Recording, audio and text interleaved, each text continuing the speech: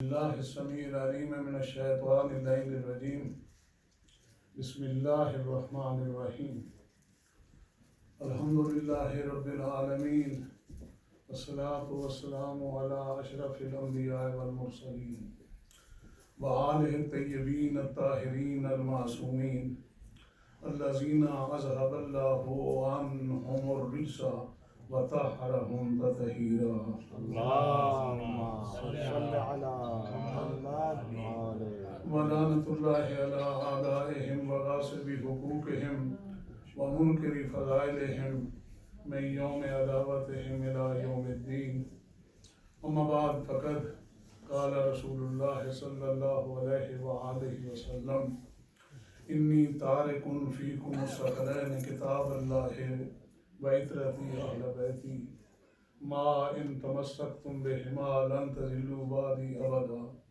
وانہما لن یفترقا حتی یرد علی الحوض۔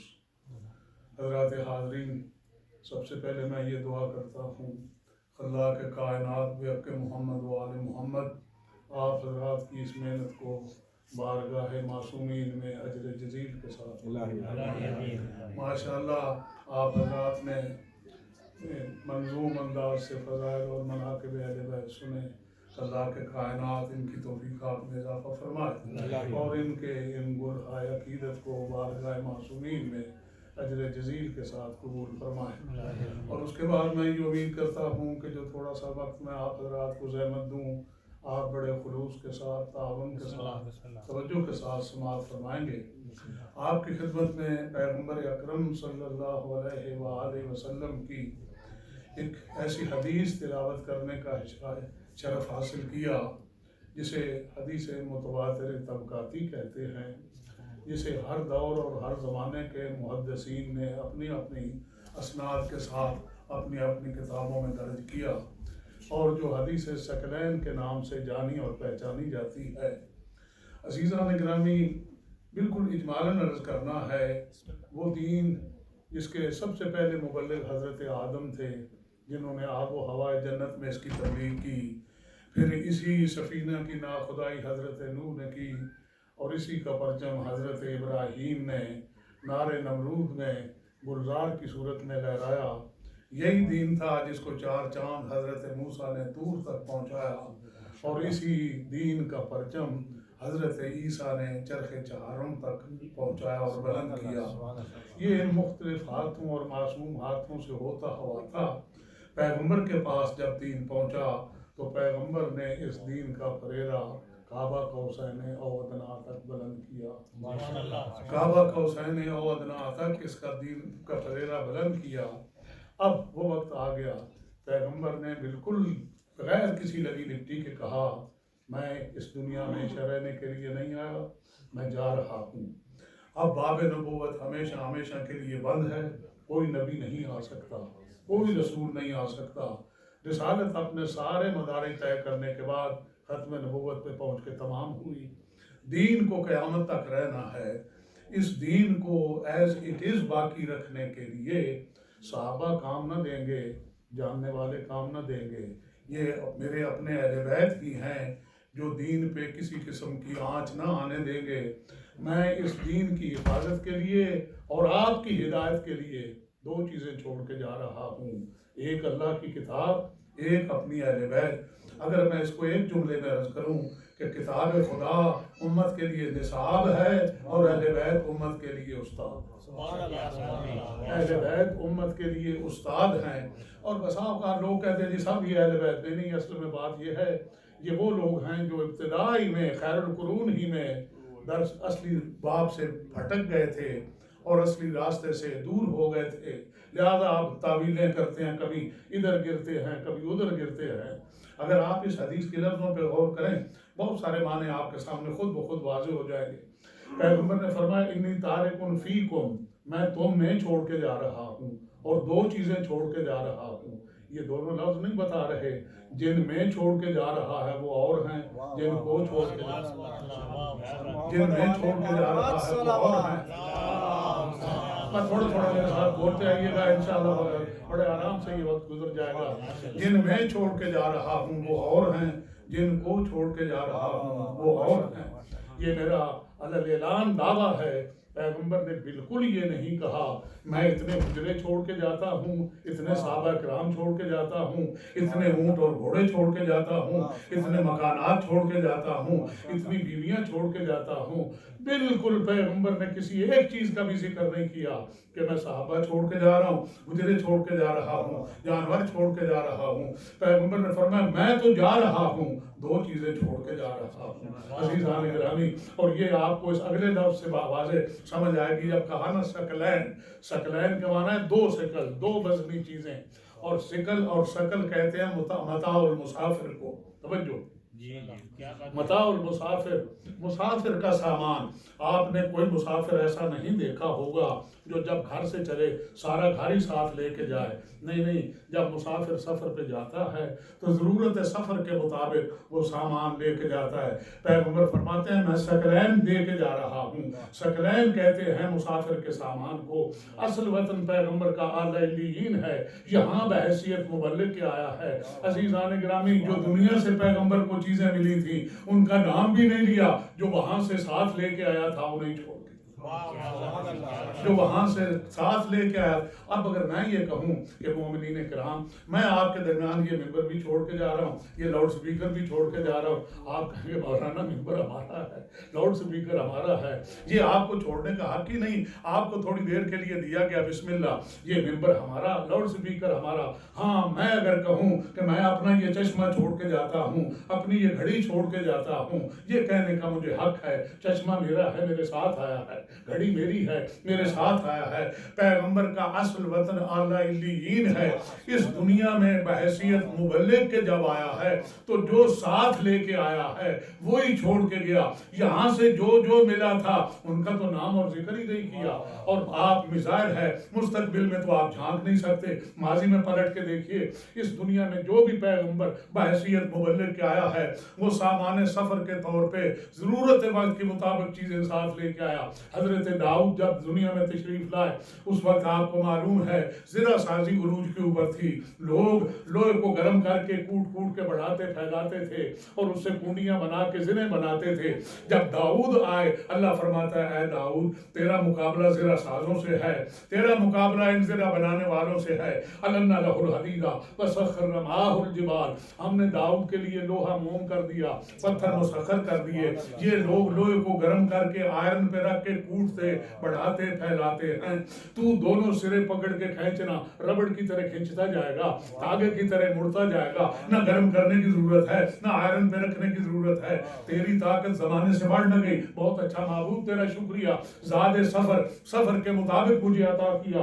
جب موسیٰ دنیا میں تشریف لائے، آپ کو تو پتا ہے موسیٰ کے زمانے میں جادوگری عروج کے اوپر تھی، لوگ رسیاں پھینکتے تھے، عرض بن جاتے تھے۔ اللہ فرماتا ہے اے موسیٰ تیرا مقابلہ زرہ سازوں سے نہیں، تیرا مقابلہ ان جادوگروں سے ہے، تجھے 9 معجزے دیے ہیں موسیٰ کو، میں 2 معجزوں کا اس وقت ذکر کروں۔ فرماتا ہے معبود اے موسیٰ تیرا مقابلہ زرہ سازوں سے نہیں، تیرا مقابلہ ان جادوگروں سے ہے، ہاتھ جیب میں ڈال کے نکالنا، مصر 14ویں کے چاند کے چمکے گا، اپنا عصا پھینک دینا، اژدہا بن جائے گا اور جادوگروں کے سانپوں کو نگل جائے گا، کھا جائے گا۔ بہت مہربانی معبود، تو نے میرے سفر کے مطابق سامان سفر مجھے دیا، مجھے ضرورت کے وقت معجزہ دے کے بھیجا۔ حضرت عیسیٰ جب آئے، یہ یونان جو ہے اس وقت اس زمانے کا بہت بڑا یہ مرکز تھا، کس چیز کا؟ حکمت کا، طب کا، ڈاکٹری کا۔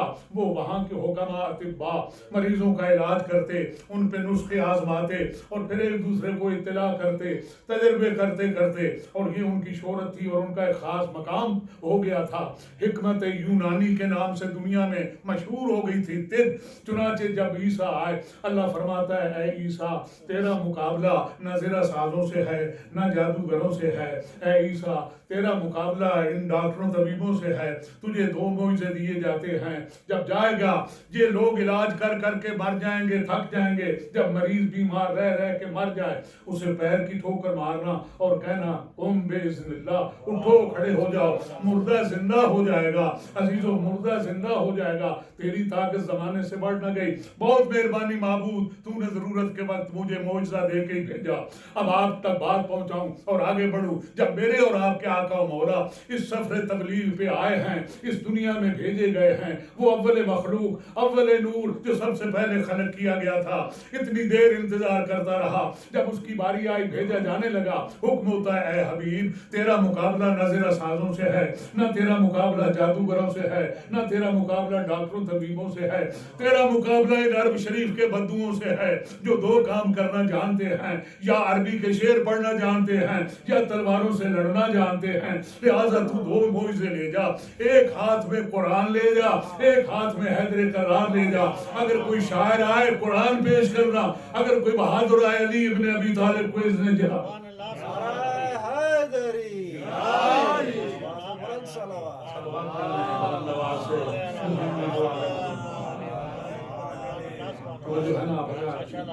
تیرے دو معجزے ہیں، ایک معجزے کا نام قرآن ہے اور دوسرے معجزے کا نام اہل بیت ہے۔ انہما لن یفترقا حتی یرد علی الحوض۔ اب عزیزان گرامی، اب اس کا کیا کیا جائے؟ جس کو سمجھنا نہیں ہوتا، ایک کافی کے اندر ایک روایت ہے، اگر آپ متوجہ ہوں تو آپ کی خدمت میں عرض کروں۔ حضرت عیسیٰ علیہ السلام نے کہا کہ میں مردوں کو زندہ کرتا تھا، اور ایسا نہیں کہ میں نے کہا زندہ ہو جاؤ اور وہ زندہ ہو کے تھوڑی دیر کے بعد پھر وہ مر گیا، نہیں، اسے زندہ کیا، اس نے پھر بعد میں زندگی کو انجوائے کیا۔ مادرزاد نابینوں کو میں نے بینا کیا، جنہیں کوڑ کی برس تھی انہیں اس برس سے شفا بخشی، اسے ہمیشہ کے لیے شفا ہو گئی، نابینا ہمیشہ کے لیے بینا ہو گیا، مردہ جو تھا ایک وقت کے لیے وہ زندہ ہو گیا، متوجہ آپ میری طرف رہیں گے، مردہ زندہ ہو گیا، مگر آمد پہ میں نے جو کچھ پڑھا اسے کچھ بھی ایک صلوات پڑھ لیں بلند آواز، آمد پہ میں نے جو کچھ بھی پڑھا اس کی حماقت نہ گئی۔ عزیزان گرامی، آمد ہوتا ہی وہ ہے جو حق کو دیکھ بھی رہا ہے، کہتا ہے اب ہم کیا کریں، ایک طرف رسول کی بیٹی ہے، ایک طرف رسول کا بڑا عزیز ہے، ہماری یہ مجبوری ہے، نہ انہیں کچھ کہہ سکتے ہیں نہ انہیں کچھ کہہ سکتے ہیں۔ حضور ایسے ہی لوگوں کے لیے کہا گیا ہے، یہ دو کشتیوں کے صلوات پڑھ لیں بلند آواز، محمد و آل محمد، جو ہے نا آپ کی جہاں تک آواز پہنچ رہی ہے۔ تو انہوں نے کہا جی اہل بیت کے معنی ہی صرف بھی، یعنی اب یہ سمجھ آئی بات، بہت عرصہ جب تک یہ نہیں تھا ٹیکنالوجی جو ہر آدمی کے جیب میں ہے، تو ہم یہ سمجھتے تھے کہ بیچارہ مسلمان بھولا، شاید وہ کہتا ہے جی ہم اہل بیت سے بہت محبت کرتے ہیں، کون ہوگا جو اہل بیت سے محبت نہ کرے؟ مگر جب سے یہ ٹیکنالوجی آئی ہے، دنیا اب سمجھ گئی ہے کہ محبت کرنے والے بہت تھوڑے ہیں، اور عداوت کرنے والے اب کھول کے بھی دشمنی کر رہے ہیں، اور وہ نظر آ رہے ہیں، وہ جانے اور پہچانے جا رہے ہیں۔ ایسا نہیں ہے کہ وہ اب چھپ کے بیٹھ رہے ہوں اور صرف یہ کہہ دینے سے کہ ہم اہل بیت کو مانتے ہیں۔ ایک صاحب نے تو کہا جی اہل بیت کے معنی ہی بیویاں ہیں، توجہ، اہل بیت کے معنی ہی بیویاں ہیں، اور اس کے علاوہ اہل بیت کا کوئی معنی نہیں۔ حضور آپ یہ فرمائیے، جب پیغمبر نے فرمایا تھا سلمان و منا اہل البیت، صلوات پڑھ لیں، اور یہ آیت تطہیر، یہ جناب یہ تو امہات المومنین کے لیے نازل ہوئی ہے، سامنے بھی اس کے جو ہیں مونس کے سیگے ہیں، بعد میں بھی تانیث کے سیگے ہیں۔ عزیزان گرامی، میں اپنی عادت کے مطابق آپ کی خدمت میں عرض کروں، میرا دعویٰ ہے اگر پوری اس لٹریچر کی دنیا میں کوئی ایک روایت ایسی دکھا دیں جس کو بڑے شد و مد کے ساتھ کہتے ہیں کہ وہ تو یقیناً اہل بیت میں داخل ہوگی، اس نے زندگی میں کبھی نہیں کہا کہ یہ آیت میرے لیے اتری، توجہ ہے، زندگی میں اس نے کبھی نہیں کہا کہ یہ آیت میرے لیے اتری ہے۔ عزیزان گرامی، اگر اس نے زندگی میں کبھی شک بھی پڑا ہوتا کہ یہ آیت میرے لیے اتری ہے تو وہ زندہ تو کجا مردوں کی بھی قبروں پہ جا کے کہتی کہ آیت تطہیر میرے لیے اتری ہے۔ اور عزیزان گرامی، جنگ جمل میں لوگ دیکھتے کہ اونٹ کی پیشانی کے اوپر آیت تطہیر لکھی، صلوات پڑھ لیں بلند آواز سے، محمد والا جو ہے نا حضرات کی کہ اہل بیت سارے ہی اہل بیت ہیں، نہیں ایسا نہیں ہے، اہل بیت وہ ہیں جن پہ صدقہ حرام ہے، توجہ، اہل بیت وہ ہیں پیغمبر کی خدمت میں لائے جاتے تھے، اگر ٹوکرے کے حساب سے کھجور ہیں، حضور پوچھتے یا صدقہ تو نہ ہدیہ، یہ صدقہ ہے یا ہدیہ؟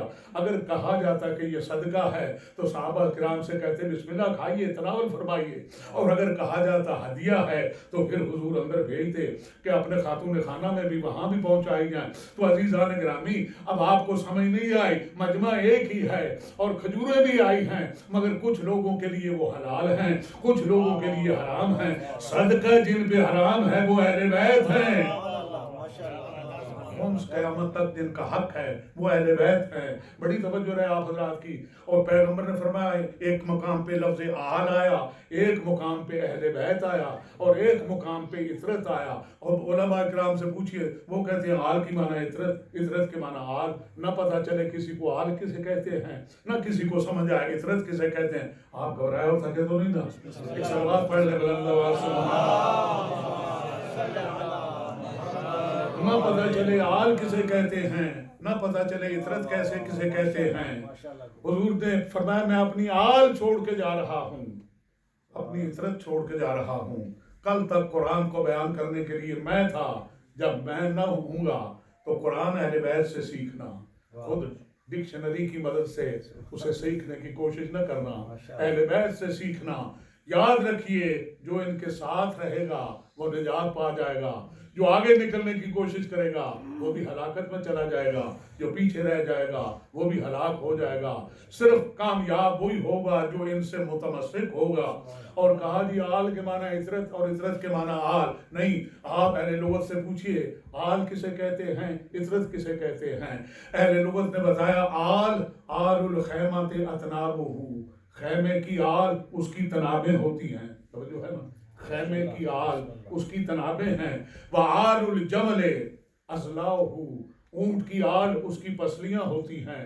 وآل الجبل اطرافہ، پہاڑ کی آل اس کے ارد گرد بڑے ہوئے کنارے ہوتے ہیں۔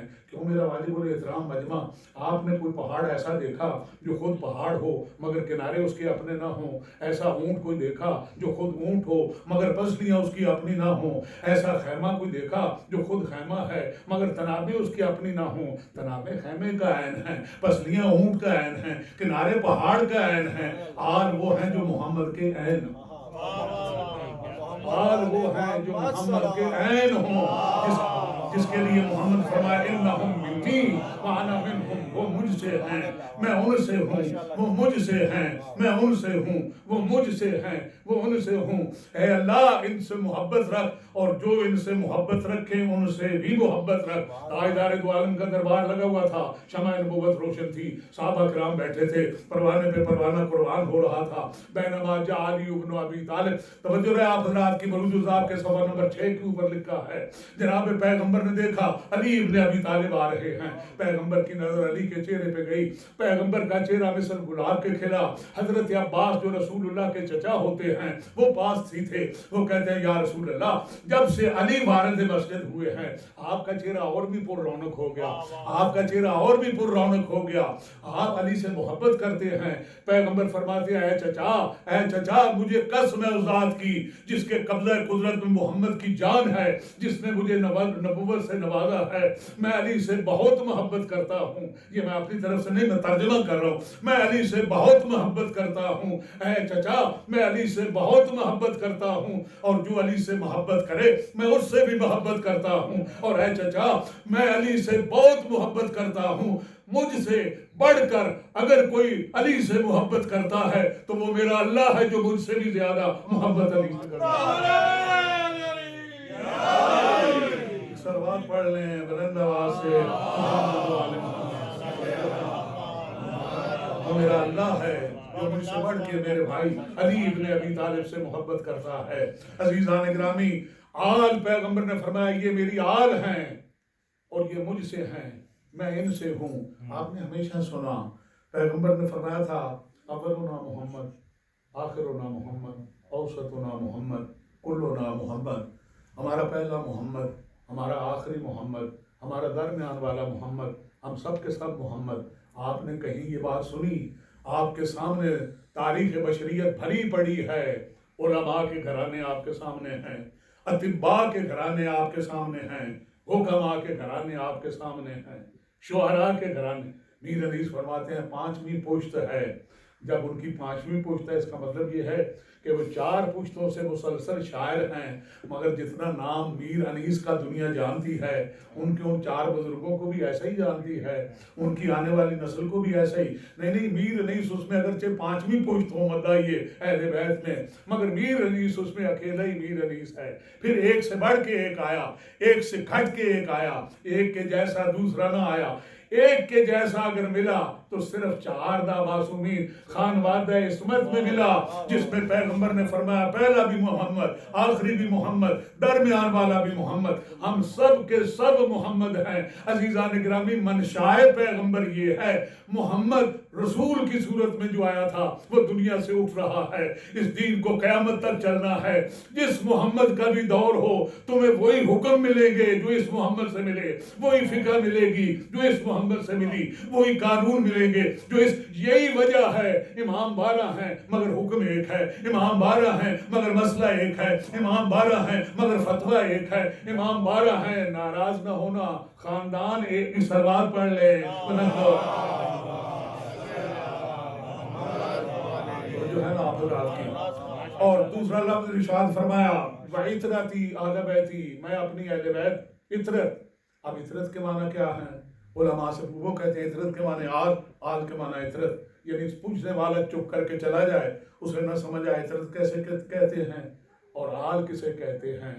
لغت کی کتابوں میں آپ پڑھیں، عطرت کے معنی یہ لکھے ہیں اگر کوئی درخت زمین کی سطح پر سے آری کے ساتھ کاٹ لیا جائے، اس کی روٹس، اس کی جڑیں، اس کی منڈی زمین کے اندر رہ جائے، جو شاخیں اور شگوفے نئے سرے سے اس درخت سے اس منڈی سے نکلتے ہیں، اسے عربی زبان میں کہتے ہیں عطرت. توجہ ہے نا، اسے عربی میں کہتے ہیں عطرت، جو اس منڈی سے نکلتے ہیں.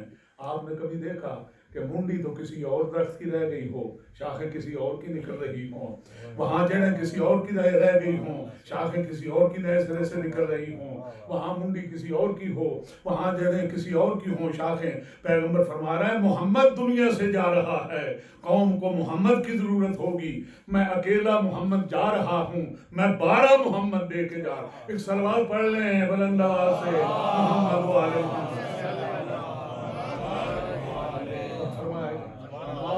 تمسکتم بہما لن تضلوا بعدی ابدا. میرے ساتھ ساتھ آئیے، بالکل متن موجز پڑھنا ہے اس لیے کہ دامن وقت میں گنجائش ہی زیادہ نہیں. ما ان تمسکتم بہما لن تضلوا بعدی ابدا، اگر تم نے ان دونوں کا دامن تھام لیا تو کبھی گمراہ نہ ہوگے، اور یہ سیدھے تمہیں کوثر کے کنارے پہنچا دیں گے. انہما لن یفترقا حتی یردا علی الحوض، یہ حوض کوثر پر میرے پاس پہنچ جائیں گے، تمہیں پہنچا دیں گے. اب ایک بالکل سیدھی سادی سی بات عرض کروں آپ کی خدمت میں، اگر کوئی آدمی نابینا ہو اور اس کو 2 رسے تھما دیے جائیں جو یہاں سے چلتے ہوں اور کسی مقصد تک وہ دونوں رسے ساتھ ساتھ جاتے ہوں، اور اسے کہا جائے کہ یہ 2 رسے، اور رسے بھی میں اپنی مرضی سے نہیں کہہ رہا، یہاں قرآن مجید میں ارشاد ہوا نا وَاعْتَصِمُوا بِحَبْلِ اللَّهِ جَمِيعًا، وَاعْتَصِمُوا بِحَبْلِ اللَّهِ کی تفسیر میں لکھا ہے، تفسیر در منصور میں لکھا ہے، فرمایا انی تارک فیکم الثقلین، میں تمہارے درمیان 2 ثقلین چھوڑ کے جا رہا ہوں. عرض کی حضور ہم ثقلین نہیں سمجھے، فرمایا انی تارک فیکم الامرین، میں تمہارے درمیان 2 امر چھوڑ کے جا رہا ہوں. حضور ہم امر بھی نہیں سمجھے، فرمایا انی تارک فیکم النورین، میں تمہارے درمیان 2 نور چھوڑ کے جا رہا ہوں. عرض کی حضور ہم نور بھی نہیں سمجھے، فرمایا انی تارک فیکم الحبلین، میں تمہارے درمیان 2 رسے چھوڑ کے جا رہا ہوں. عرض کی حضور ہم رسے بھی نہیں سمجھے، فرمایا انی تارک فیکم خلیفتین کتاب اللہ و عطرتی اہل بیتی، میں تمہارے درمیان اپنے 2 خلیفے چھوڑ کے جا رہا ہوں. ایک میرے خلیفے کا نام قرآن ہے اور دوسرے کا نام اہل بیت ہے. حبلین چھوڑ کے جا رہا ہوں، 2 رسے. نابینا آدمی کو 2 رسے تھما دیے جائیں اور اسے کہا جائے کہ وہاں تک یہ جائیں گے، تو انہیں نہ چھوڑنا، سیدھا وہاں پہنچ جائے گا. اگر اس کو چھوڑے نہیں گا تو وہ وہاں پہنچ جائے گا جہاں تک وہ رسے اس سے ساتھ جائیں گے. تو عزیزان گرامی، پیغمبر نے تو انتہائی سادہ لفظوں میں بھی امت کو سمجھایا، اگر اندھے بھی ہو تو یہ دونوں رسے نہ چھوڑنا. ایک ہے اہل بیت اور دوسرا ہے قرآن، اور انہما لن یفترقا. اب مشکل یہ ہے لوگ بسا اوقات اپنی آسانی کچھ بھی نہیں، صرف چونکہ وہ ایک گمراہی ہے اور جس پہ گمراہی مسلط ہو جاتی ہے پھر وہ اسے طرح طرح کی چیزیں جو ہیں وہ یعنی یوں سمجھیے بشارت دیتی رہتی ہے. یعنی آپ اندازہ کریں حضرت موسیٰ صرف 30 دنوں کے لیے گئے تھے، یہ 10 دن تو وہاں اس کو مزید اور ایکسٹرا ٹھہرنا پڑ گیا تھا. قوم موسیٰ جیسے پیغمبر کے جانے کے بعد بچھڑے کو پوجنے لگ گئی، اور اللہ قرآن میں فرماتا ہے انہیں بچھڑا پلا دیا گیا تھا، وہ بچھڑے کو بھول ہی نہیں. ایک سلوات پڑھ لیں بلند آواز سے محمد. یعنی قوم یہ انسان گمراہی کی طرف کتنی جلدی آ جاتا ہے اور کتنا پھلانگ کے آگے بڑھتا ہے. میں آپ کی خدمت میں عرض کروں، جب پیغمبر نے فرمایا تھا نا میں 2 چیزیں چھوڑ کے جا رہا ہوں، امت میں کچھ لوگوں نے کہا ہمیں ایک ہی کافی ہے. توجہ، ہمیں ایک ہی کافی ہے. دل چاہتا ہے کسی طرف سے بھی یہ موضوع تشنا نہ رہ جائے. میں اپنے اس وقت میں جتنا کچھ عرض کر سکتا ہوں، جب کہا نا ایک ہی کافی ہے، ہم نے بڑا غور کیا کہ یہ ایک کافی ہے، ایک کافی ہے. اور وہ یہ کیوں نہیں کہا کہ ہمیں اہل بیت کافی ہیں، کہا ہمیں قرآن کافی ہے. بات دراصل یہ ہے، اللہ کروڑوں رحمتیں کرے خطیب آل محمد علامہ حضرت حسن زیدی پہ. انہوں نے کہا کہ اس وقت جب پیغمبر نے 2 دی تھی، قرآن اس لیے اختیار کیا تھا، مدتیں گزر گئی تھی بتوں کو پوجتے ہوئے، بتوں کو پوجتے بھی تھے، ساتھ کھاتے پیتے بھی تھے، بیٹھ کے تاش بھی کھیل رہے ہوتے تھے، اور ساتھ ساتھ بتوں کی عبادت بھی. کوئی خوف نہیں تھا. یہ کہ بت چپ کر کے بیٹھے ہیں، وہ نہ روکیں گے، نہ ٹوکیں گے، نہ چھیڑیں گے، نہ پوچھیں گے، نہ بلائیں گے. اگر اہل بیت کو بھی لے لیا، یہ تو قدم قدم پہ روکیں گے، قدم قدم پہ ٹوکیں گے. وہ بت پوجے کی پرانی عادت کا قرآن کافی ہے، اہل بیت کو چھوڑ دیا. مگر میں یہاں ایک چیز عرض کروں، جسے کافی ہے اسے کافی ہوتا رہے. آپ مجھے کہیں کہ آپ کے 15 منٹ ہیں، میں کہوں کافی ہے، 10 منٹ پڑھ کے کہوں مجھے اور ٹائم چاہیے، اس کے یہ معنی ہے کہ یا تو مجھے وقت کا ہی پتہ نہیں یا مسئلوں کی لمبائی چوڑائی کا پتہ نہیں. عزیزان گرامی، جس شخص نے کل کہا تھا نا ہمیں قرآن کافی ہے، مجھے رب کعبہ کی قسم اسی کے منہ سے نکلا، اور 1 2 4 نہیں 70 مقامات کے اندر بزرگوں کی کتابوں میں آیا، بے ساختہ منہ سے نکلا. اگر آج علی نہ ہوتے میں ہلاک ہو جاتا. میں کہتا ہوں کہ بلا قرآن جو ہے کافی بھی ہے، آپ ہی نے تو کہا تھا، کہتا ہے وہ تیرے قرآن ہو مگر جب تک حیدر کرار نہ ہو قرآن بھی کام نہیں دے. ایک صلوات پڑھ لیں بلند آواز سے محمد و آل محمد. اور پھر ایسا وقت بھی آیا جنگ یمامہ میں بہت سارے صحابہ جو حافظ قرآن تھے وہ مارے گئے. جنگ یمامہ میں بہت سارے صحابہ جنہوں نے قرآن حفظ کر رکھا تھا. اب چندہ شروع ہوا، میں حافظ تو محمد صلی اللہ ایک سلوات. اب یہ ہے کہ قرآن خطرے میں ہو گیا تو اعلان کیا جس کے پاس پارا ہو وہ پارا لے آئے، جس کے پاس رکوع ہو وہ رکوع لے آئے، جس کے پاس سورت ہو وہ سورت لے آئے. قرآن جس کے پاس جتنا ہے وہ لے آئے تاکہ قرآن ہم جمع کریں. حافظ سارے تو مارے گئے جنگ یمامہ میں. اب عزیزان گرامی بالکل سمپل سی بات ہے، اگر یہاں کوئی شخص کہے کہ میں مسجد بنا رہا ہوں میری مدد کیجیے، اور آپ وہ چندہ کر رہا ہے تو لوگ حسب توفیق اچھا کام ہے، نیکی کا کام، اس کی مدد کر رہے ہیں. لیکن اگر کوئی ایک ہی مخیر اٹھ کے کہے کہ آپ کا مسجد کا جتنا خرچ آئے گا وہ ہم دے دیں گے، آپ چندہ نہ کریں، تو اب اس کے بعد بھی اگر کوئی چندہ کر رہا ہے تو اس کے یہ معنی ہے کہ مسجد کی تعمیر مقصود نہیں، کچھ اور ہی کاروبار ہے. ورنہ مسجد کی تو ذمہ داری کسی ایک مومن نے لے لی تھی. جب چندہ ہو رہا تھا قرآن کی صورت میں، میرے اور آپ کے آقا مولا علی ابن ابی طالب لے کے گئے اور کہتے ہیں یہ وہ قرآن ہے جو اللہ نے نازل کیا، جبرائیل لے کے آیا، پیغمبر پہ پہنچا، پیغمبر نے املا کیا، میں نے اپنے ہاتھوں سے لکھا، اور جہاں جہاں ضروری تھا اس کے ضروری نوٹ بھی لکھے، یہ لے لیجئے اور امت تک پہنچا دیجئے. اب میں کس طرح آپ کی خدمت میں عرض کروں؟ لوگوں نے کہا یا علی قرآن تو چاہیے ہے مگر آپ کے ہاتھ سے نہیں.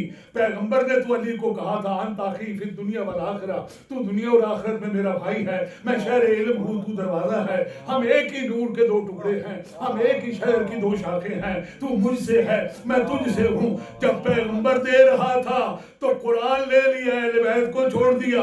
جب اہل بیت دے رہے تھے قرآن بھی چھوڑ دیا. اب سچی بات تو یہ ہے اس امت کے ہاتھ میں نہ قرآن ہے نہ ہی اہل بیت.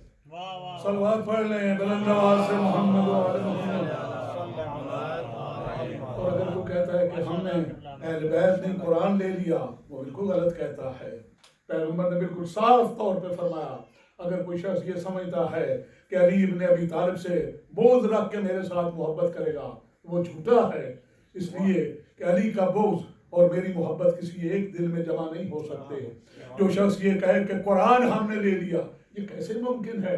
پیغمبر فرمائے انہما لن یفترقا حتی یرد علی الحوض، وہ ایک لمحہ کے لیے بھی جدا نہیں ہو سکتے حتیٰ کہ میرے پاس حوض کوثر پہ پہنچ جائیں۔ آپ قرآن کو اہل بیت سے اور اہل بیت کو قرآن سے کیوں کر جدا کر سکتے ہیں؟ وہ تو جدا ہوں گے ہی نہیں۔ عزیزان گرامی، دنیا نے انہیں جدا کرنے کی کوشش بھی کی، مگر قرآن نے ثابت کیا کہ وہ اہل بیت کے ساتھ ہے، اور اہل بیت نے پروف کیا کہ وہ قرآن کے ساتھ ہیں۔ اب وہ شاعر جس نے یہ کہا قرآن حسین پڑھتے تھے اس وقت بال یقین، سینے پہ جب سوار تھا قاتل نہیں، آواز دردناک سے کہتے تھے شاہدین، کبھی ایاک نعبد و کبھی ایاک نستعین۔ قرآن کا ساتھ اور شاہ مشرقین کا، قرآن پڑھتے پڑھتے کٹا سر حسین کا۔ شام کے بازار میں جب قرآن پڑھ رہا تھا کٹا ہوا سر نو کے نیزہ پہ، ام حسبتم ان اصحاب الکہف والرقیم کانوا من آیاتنا عجبا، ایک ایسا صحابی جس نے زیادہ دیر پیغمبر کی صحبت اٹینڈ نہ کی تھی، بس تھوڑی سی زیارت اور ملاقات کا موقع ملا تھا، اس نے دیکھا ایک کٹا ہوا سر نیزے پہ ہے اور وہ قرآن پڑھ رہا ہے، تو وہ سوچتا ہے کہ کیا پڑھ رہا ہے۔ جب اس نے دیکھا کہ قرآن کہہ رہا ہے اے اصحاب لوگوں کیا تم نے اصحاب کہف کے قصے کو عجیب جانا، اس نے اپنا امامہ زمین پہ پھینک دیا اور کہتا ہے اے سر بریدہ، اصحاب کہف جتنے بھی عجیب ہوں مگر تجھ سے عجیب نہیں ہے۔ عزیزو، پیغمبر نے تو اہل بیت اس لیے چھوڑے تھے، ان سے تمسک کرنا۔ پیغمبر کے بعد جس کی تعظیم کے لیے پیغمبر اٹھتے تھے اور جس کے لیے کہا تھا وہ میری لخت جگر ہے، جس نے اسے اذیت دی اس نے مجھے اذیت دی، ارے کچھ ہی دن گزرے تھے کہ اسی بی بی کے منہ سے نکلا صبت علیہ مصائب لو انہا صبت علی الایام سرنا لیالیا، بابا تیرے بعد مصیبتوں کے وہ پہاڑ ٹوٹے، اگر دنوں پہ آتے تو رات ہو جاتے، اگر پہاڑوں پہ آتے ریزہ ریزہ ہو جاتے۔ یہ وہ بیٹی ہے جس کی تعظیم کو پیغمبر اٹھتے تھے، جب تک نظر آتی کھڑے رہتے تھے، اور بیٹی کے دروازے پہ 6 مہینے تک، اور بعد نے اس سے زیادہ بھی لکھا کہ صبح کی نماز کے وقت آگے کہتے انما یرید اللہ لیذھب عنکم الرجس اہل البیت ویطہرکم تطہیرا، اے بنت رسول میرا سلام ہو، اے اہل بیت رسول۔ اور پیغمبر اس کے گھر کے دروازے پہ اجازت لیے بیٹی کے گھر پہ بھی نہ جاتے تھے، جب دخل باب کرتے شہزادی کہتی بابا یہ آپ کا گھر ہے، آپ کی بیٹی کا گھر ہے، یہاں اجازت لینے کی کیا ضرورت؟ کہا بیٹی میں امت کو بتانا چاہ رہا ہوں اس گھر کا اور اس در کا کتنا احترام ہے، یہاں جبرائیل بھی بغیر اجازت کے نہ قدم رکھے گا، ملک الموت بھی اجازت کے بغیر قدم نہ رکھے گا۔ ہائے میں کیسے پڑھوں؟ یہ وہی دروازہ ہے جس دروازے پہ امت آ گئی اور آگے کا دروازے کو آگ بھی لگا دی، بی بی علی کو باہر نکالو، ساری دنیا نے بیعت کر لی ہے وہ بھی بیعت کرے۔ جب بی بی نے کہا تم نے کتنی جلدی میرے بابا کے فرامین کو بلا دیا، ظالم نے دروازے کو جلتے ہوئے دروازے کو دھکا دیا، وہ دروازہ دیوار کے ساتھ آگ لگا، اس دروازے کے پیچھے مخدومہ کائنات سیدۃ النساء خاتون جنت دختر رسول ملت الرسول کھڑی تھی۔ عزیزو دروازے اور دیوار کے درمیان آ گئی، دروازے کی میخیں شہزادی کے پہلو میں لگی، پہلو زخمی ہوئے، ایک آواز دے کے کہتی ہے فضا فضا آ کے میری مدد کر، میرا محسن شہید ہو گیا، اسماء میرا محسن شہید ہو گیا، ام ایمن میرا محسن شہید ہو گیا۔ عزیزو یہ کون بی بی ہے؟ یہ وہ بی بی ہے، اور کہہ رہی ہے وہ پہاڑ ٹوٹے مصائب کے، اگر دنوں پہ آتے رات ہو جاتے۔ عزیزان گرامی، جس کے لیے اب ایسی صورت پیدا ہو چکی، فلک چھن چکا، شور کی وراثت خلافت چھن چکی، اب بھی زخمی ہے، اور ایسا وقت بھی آیا کہ ایک مرتبہ کہا اے ام ایمن اے فضا میرے بچوں کو مسجد میں بھیجو اور ان کے لیے کھانا تیار کرو۔ عزیزان گرامی بڑی توجہ رہے، شہزادے بالکل مختصراً عرض کرنا ہے، شہزادے مسجد میں گئے، باپ نانا کی قبر پہ جا کے دے نانا ہماری ماں بہت نحیف ہے، ہماری ماں بہت کمزور ہو چکی، ہماری ماں بہت کمزور ہو چکی، نانا اب تو بیٹھ کے نماز پڑھتی ہے، نانا بہت ضعیف اور نحیف ہو چکی، عزیز و امام پیغمبر کے روزے سے آتی ہے، اے بیٹو اپنی ماں کے لیے دعائے صحت نہ کرو، جاؤ تمہاری ماں کا انتقال ہو گیا، تمہاری ماں کا انتقال ہو گیا۔ قبل وفات بی بی نے علی ابن ابی طالب کو بلایا تھا، اور علی ابن ابی طالب جب سامنے آ کے بیٹھے کہا یا علی میری کچھ وصیتیں ہیں، میری پہلی وصیت یہ ہے میں تیرے ہاں کنیز کے طور پہ اللہ نے مجھے تیری زوجیت میں دیا، تیرے ہاں ایک زمانہ گزارا، علی اگر کوئی تیرا حق رہ گیا ہو مجھے معاف کر دینا، خدمت میں کوئی کوتاہی ہو مجھے معاف کر دینا۔